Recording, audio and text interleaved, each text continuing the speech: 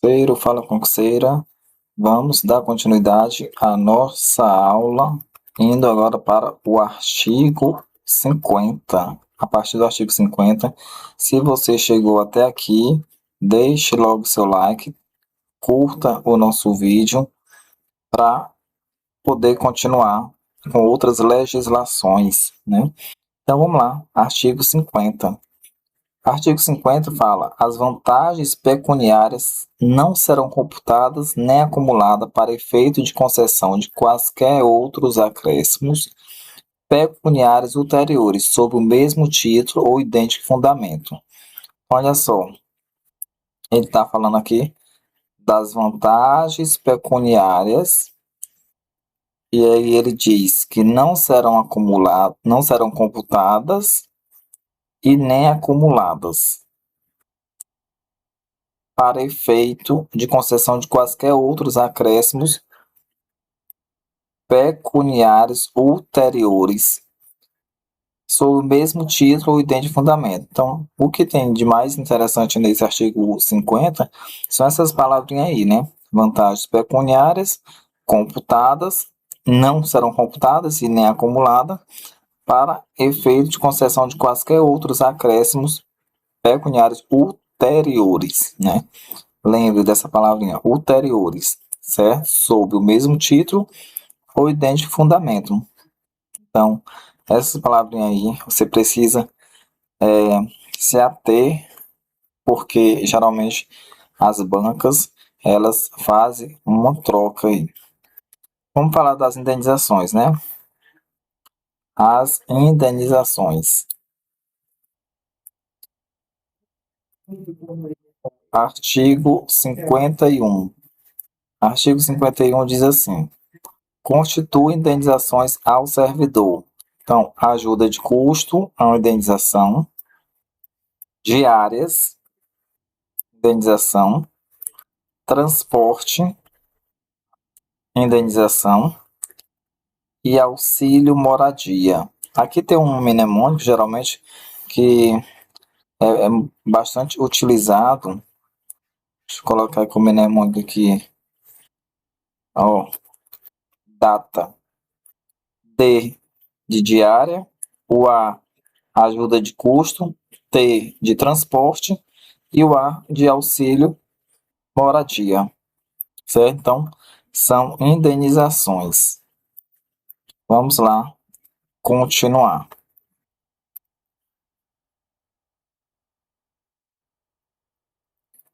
Artigo 52.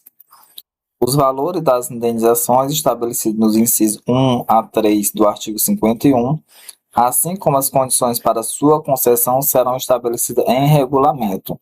Então, aqui ele está falando os valores das indenizações do inciso 1 a 3 do artigo 51, né? Então, 1 a 3 ele está falando apenas da ajuda de custo, da diária e do transporte. Ele exclui aí o auxílio moradia. Então, ele está falando desses três. Ele diz o quê? Que esses valores para sua concessão serão estabelecidos em regulamento. Pronto, é isso que ele diz. Aí aqui ele vai falar sobre a ajuda de custo. A ajuda de custo. Vamos lá, ajuda de custo. Ele traz o conceito de ajuda de custo, né? Que eu costumo sempre dizer para vocês gravar mesmo conceito. Repita várias vezes o conceito, escreva, faça um mnemônico. Então, vamos lá, artigo 53. A ajuda de custo destina-se a compensar as despesas de instalação do servidor. Então, olha só, ajuda de custo destina-se a compensar as despesas de instalação do servidor que no interesse da administração, ou no interesse do serviço, no interesse da administração também, né? Mas de acordo com a lei, no interesse do serviço, passa a ter exercício em nova sede, com mudança de domicílio, em caráter permanente, Aí aqui, por enquanto é aqui, vamos lá. Então, ajuda de custo é um valor a ser pago, né? Uma indenização a ser paga para compensar as despesas quando o servidor ele é enviado para outro lugar, para trabalhar em outro lugar de forma permanente. Aí ele recebe esse valor de ajuda de custo. E aí o que é vedado? Agora vamos lá para o que é vedado.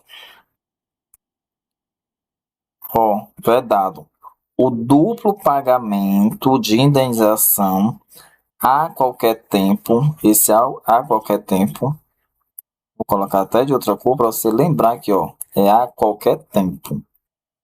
No caso de o cônjuge ou companheiro que detenha também a condição de servidor vier a ter exercício na mesma sede. Então, olha só, se você vai ser transferido, né? Você vai ser transferido, não, se você vai ser removido para outro lugar e seu cônjuge ou seu companheiro também for, essa ajuda de custo é apenas para um dos dois, ou um ou outro, certo? Então, está esclarecido aí no artigo 53. Parágrafo 1º. Corre por conta da administração as despesas de transporte do servidor e de sua família, compreendendo passagem, bagagem e bens pessoais. Então, olha só, a administração, né, ela vai arcar com o transporte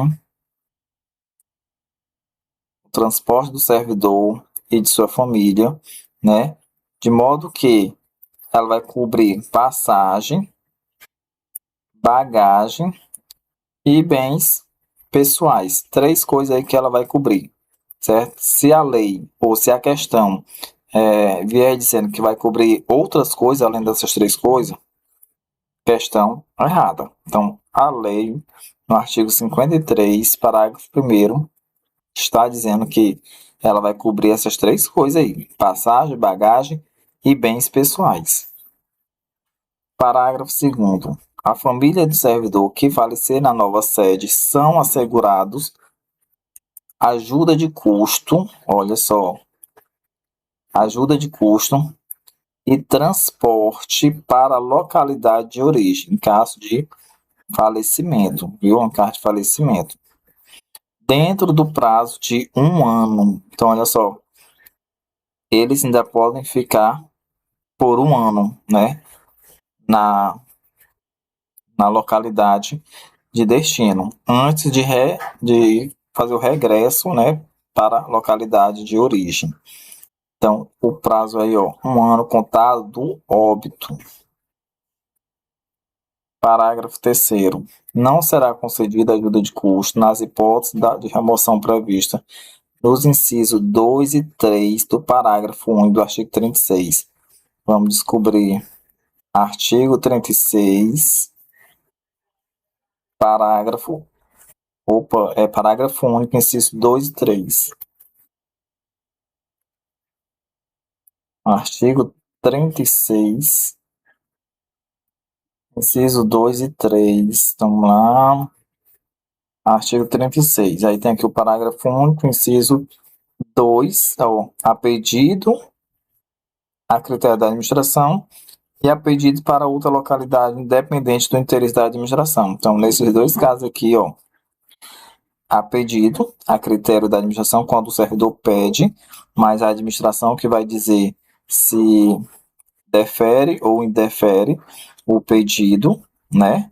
Ou então a pedido para outra localidade, independentemente do interesse da administração. Então, nesses dois casos aqui, vamos lá. Não será concedida ajuda de custo nessas duas hipóteses aí. Artigo 54. A ajuda de custo é calculada. A ajuda de custo artigo 54. A ajuda de custo é calculada sobre a remuneração do servidor. Olha só, pegadinha de prova. Dizer que a ajuda de custo é sobre o vencimento. E não é sobre o vencimento, é sobre a remuneração. E a gente já viu nas aulas anteriores que vencimento é diferente de remuneração. Então, vamos lá. A ajuda de custo é calculada sobre a remuneração do servidor, conforme se dispuser em regulamento, não é decreto, é regulamento, não podendo exceder a importância de 3 meses. Então, não podendo exceder a importância de 3 meses. Então, ele vai receber ajuda de custo aí por até 3 meses, né? Não pode passar de 3 meses. Artigo 55. Não será concedida ajuda de custo ao servidor que se afastar do cargo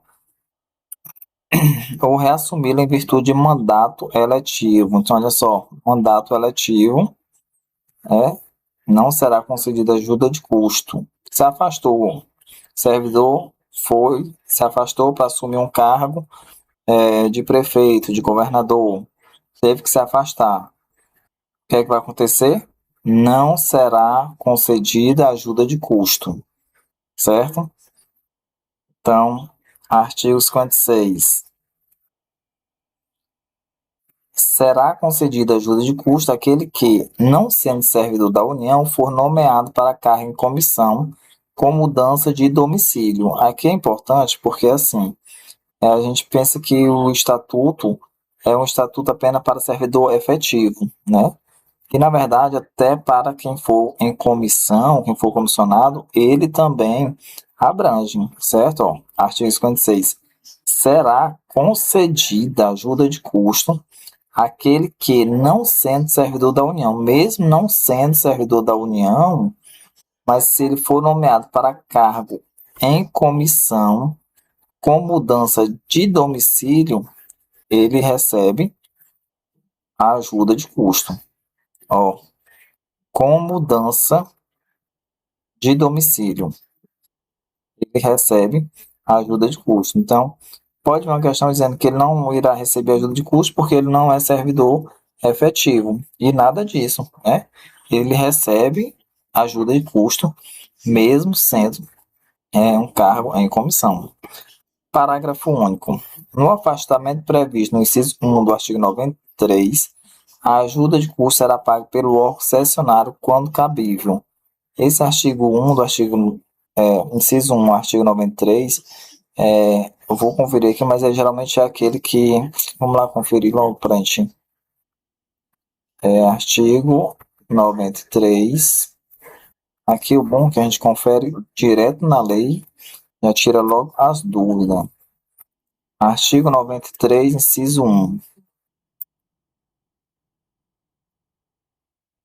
Artigo 93, inciso 1. Para exercício de cargo em comissão ou função de confiança, né?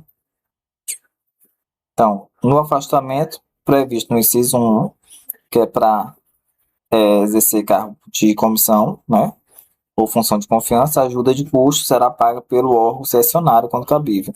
Certo, a gente já até falou em vídeo anterior, né, que quando o órgão pede, né, é o órgão cessionário que vai fazer o pagamento da ajuda de custo, né, e de outros ônus do servidor, né?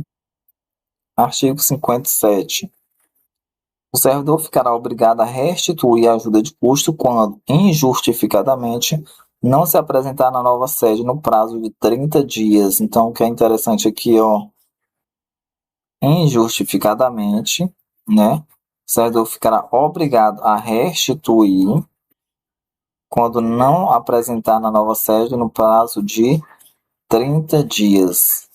Então, isso aqui é o que temos mais importante no artigo 57.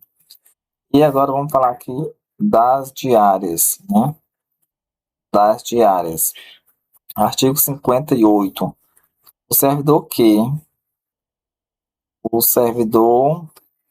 que a serviço afastar-se da sede de caráter eventual ou transitório para outro ponto do território nacional ou para o exterior fará jus à passagem diária destinada a indenizar as parcelas de despesa extraordinária com pousada, alimentação e locomoção urbana, conforme dispuser em regulamento. Então, aqui é o conceito, né, já de diária, né?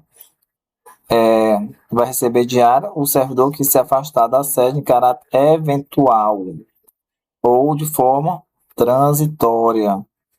E aí, ó, aqui ele diz, para outro ponto do território nacional, para o exterior, para qualquer lugar, entendeu? Se ele se afastar de forma eventual ou transitória, ele vai receber um valor que nós chamamos de diária, né? Que é uma indenização, né? Que, ou seja, ele vai se hospedar em algum lugar, ele vai precisar se alimentar, ele vai precisar se locomover, e aí a União, né, vai pagar essa indenização para ele. Parágrafo 1º. A diária será concedida por dia de afastamento. Então, se ele se afastou um dia, ele vai receber a diária por um dia, né? Sendo devida pela metade quando o deslocamento não exigir pernoite. Então, quando não exigir pernoite fora da sede, ele vai receber a metade da diária. Ou quando a União custear por meio diverso, né, as despesas extraordinárias cobertas por diário. Ou seja, a União não tem algum, algum lugar para ele almoçar, né? Então, a União já tem algum lugar para ele se hospedar, já que é custeado pela União. Então, a União não vai pagar essa diária, né? Parágrafo 2º. Nos casos em que o deslocamento da sede constituir exigência permanente do cargo, o servidor não fará jus à diária. Então, olha só, o servidor passou para um concurso em que as próprias atribuições do cargo exige que ele faça esse tipo de deslocamento de forma permanente, né? Então, ele não vai receber diária, porque ele já fez um concurso justamente para aquele cargo que exige esse deslocamento. Então, não faz sentido ele ficar recebendo a diária, né? Parágrafo 3º. Também não fará jus à diária o servidor que se deslocar dentro da mesma região metropolitana, aglomeração urbana ou microrregião, aquela região ali em torno, digamos ali, do próprio município, né? Os municípios limítrofes, não receberá diária. E aqui ele continua, né? Cuja jurisdição e competência dos órgãos, entidades, servidores brasileiros considera-se estendida. Aí aqui vamos salvo se houver pernoite fora da sede, hipótese em que as diárias pagas serão sempre as fixadas para os afastamentos dentro do território nacional. Então, assim, ele mora numa capital, mas ao redor da capital existe outros municípios, que é 20 quilômetros de distância, 25 quilômetros de distância, essa região metropolitana, nessas aglomerações urbanas, né? Então, ele não fará jus às diárias, né? Aí vem o salvo, né? Salvo se houver pernoite fora da sede, ou seja, se ele for pernoitar, né, fora do local, aí sim, né, será pago. E aí ele diz aqui, ó, será pago, salvo se houver pernoite fora da sede, hipótese em que as diárias serão pagas sempre as fixadas para os afastamentos dentro do território nacional. Artigo 59.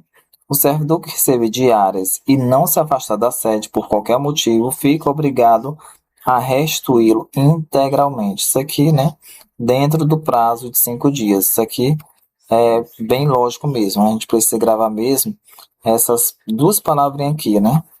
Integralmente, e o prazo é de 5 dias. Parágrafo único. Na hipótese de o servidor retornar à sede em prazo menor, então olha só, o servidor retornou em prazo menor do que estava previsto. Então o que é que ele vai fazer? Restituirá as diárias recebidas em excesso, certo? Então era para ele passar 10 dias, mas ele só passou 5, então ele devolve as outras 5, diárias. E aqui dá indenização de transporte, artigo 60, né? Artigo 60 vai falar sobre a indenização de transporte. Quando é que é conceder-se-á a indenização de transporte ao servidor que realizar despesa com a utilização, ou realizar despesa com a utilização de meio próprio de locomoção para execução de serviços externos, por força das atribuições próprias do cargo. Então, olha só, o que essa indenização de transporte aqui não é o vale transporte, não, para o servidor ir trabalhar, não. É quando o servidor utiliza o seu carro, sua moto, para fazer serviços da própria administração, executar serviços externos. Precisa, o servidor supõe que trabalha em um tribunal, ele precisa levar um ofício em algum lugar, aí ele vai no carro dele, e aí chega lá, entrega, ou seja, ele usou o carro dele para fazer um serviço da própria administração. Então, ele vai receber uma indenização, a indenização de transporte, certo? Então, aqui a gente fecha aqui até o artigo 60, né? No próximo vídeo a gente vai continuar falando sobre a indenização de transporte, 60A, 60B, certo? E vamos continuar com outros vídeos até o final da lei. Precisamos ver as gratificações adicionais, as retribuições, os valores, né, que a chefia recebe, gratificação natalina. Então, olha só, ainda tem muita coisa para a gente estudar. Se você ficou até aqui e você não assistiu os outros vídeos, assista os outros vídeos, se inscreva no nosso canal, compartilhe com seu amigo, sua mãe que está fazendo concurso público, seu irmão, seu vizinho, certo? Alguém para ajudar também nessa caminhada de concurso público, é uma caminhada muito longa, né? E árdua, né? Então, se você chegou até aqui, eu te ajudei de alguma forma, com alguma explicação, com algum grifo que você não estava atento ou atenta, né? Então, deixa aí seu like, deixa um comentário aí do que precisa e qual legislação você quer ver aqui no nosso canal. E até o próximo vídeo.